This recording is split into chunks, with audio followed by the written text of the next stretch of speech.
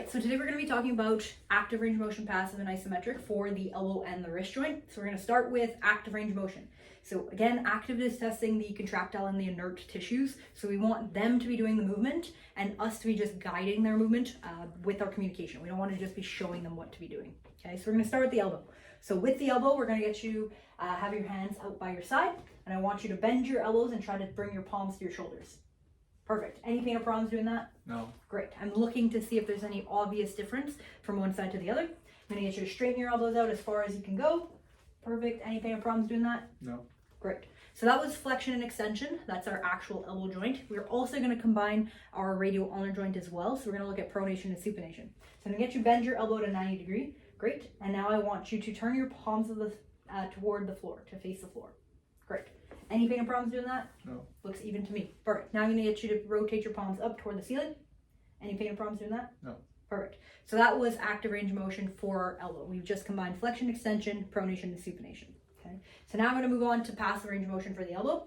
So I'm going to get you to sit on the table. And passive range of motion again is testing the inert tissue. So you want to make sure that the person is nice and relaxed. So try not to move. I'm going to be doing the movement for you. Okay. You let me know if there's any pain or problems going through. So one hand's on my elbow joint. The other hand is right at the distal wrist, and I'm going to be grabbing it. I'm going to be pushing him forward, basically bringing the palm toward the shoulder.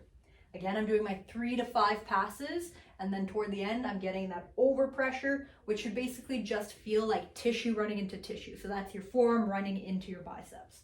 Okay. Then you're going to do extension. Extension, we're just bringing him to that end range, straightening out that arm as far as you can go. Try not to go too fast because this can definitely be uncomfortable. And at the end, you're just seeing how far will that joint go. This one should be a bony block. That's where the olecranon process is going to sit inside the olecranon fossa. So you should feel like there's no possible way it's going any further because the bone's hitting bone. Okay.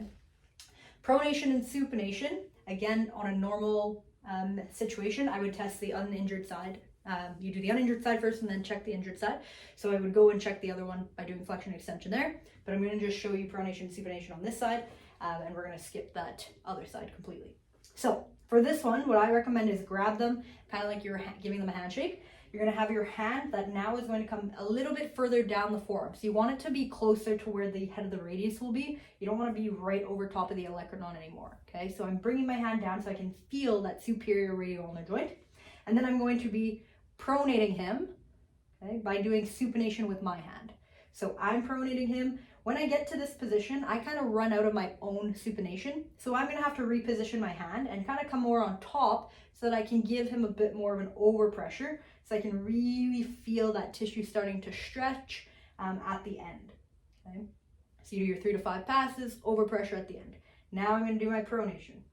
Or sorry, I'm doing pronation, but he's doing supination. So I'm coming here and we're supinating. Again, I'm going to adjust my hands so that I can actually get into a position where I feel comfortable to be able to actually get that overpressure.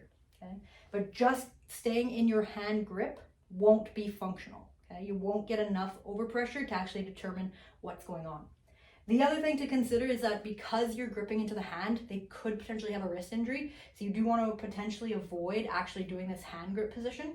So what you can do is you can actually grip just above, right at the wrist, avoiding the actual hand entirely. And then you can pronate and supinate this way.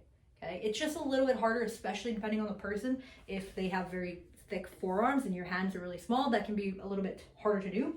So I would stick to the hand grip one, but just keep in mind that in real life, people might have wrist injuries, but you can't do that, okay?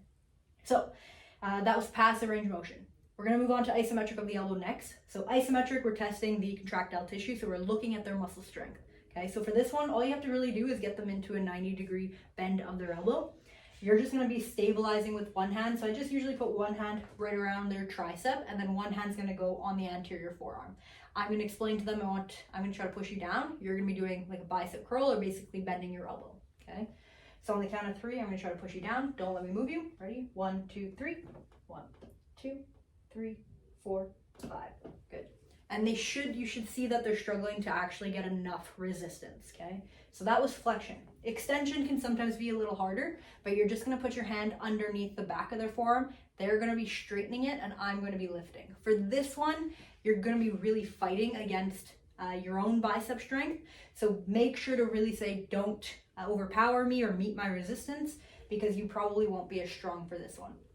Okay, so on the count of 3, I'm going to try to bring your wrist towards your shoulder. I want you to push and straighten your elbow out. Just meet my resistance. Don't let me move you. So on the count of 3, 1, 2, 3.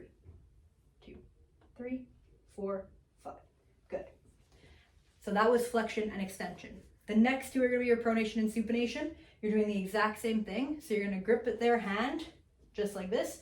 And then my other hand just stabilizing on the elbow here. And now I'm going to try to bring your palm down. You're going to try to go up. Okay, so palm to the ceiling. On the count of 3, 1, 2, 3. 3, 4, 5. Good. And then we're going to go the opposite way. So he was going into supination that time. So now I'm going to be trying to make sure that he does pronation. I'm going to be supinating him. So on the count of 3, 1, 2,